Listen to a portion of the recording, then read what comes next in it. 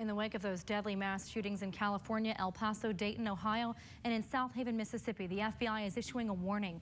There may be spark in more domestic terrorism and even copycats. Now they're asking for the public's help. Joining me this midday is ABC's Chief Justice Correspondent Pierre Thomas in Washington, D.C. Pierre, welcome. Thank you. Good to be with you. Pierre, in recent years, there have been hundreds of mass shootings plaguing our nation. What is the FBI doing about these domestic terror attacks? Well, they've been ramping up their efforts to understand and try to prevent these kind of attacks.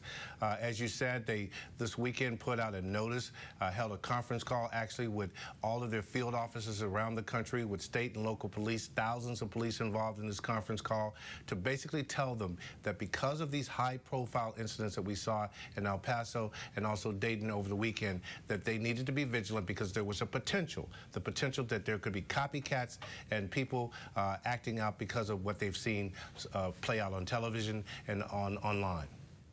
Right, and what does the FBI think is the motivation behind the hate and the attacks?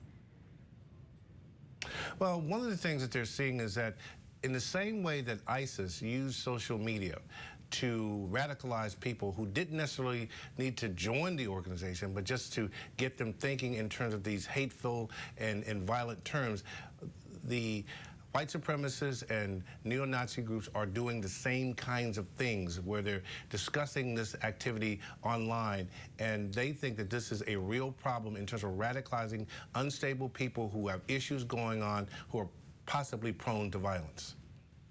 All right, Pierre, my final question for you. Half of the deadliest shootings have occurred in just the past 3 years. Is there anything that people can do to protect themselves?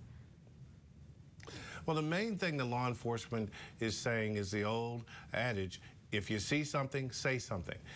If you see it online, say something. If someone mentions the possibility that they could take an act of violence, don't blow it off. You know, report it to someone so it can be looked into, because in almost all these cases, the Secret Service did a study and found that the killers said something every time before they took an act of terror. That's right. If you always see something, say something. Pierre, thank you so much for talking with us this midday about the FBI's response to mass shootings across our nation.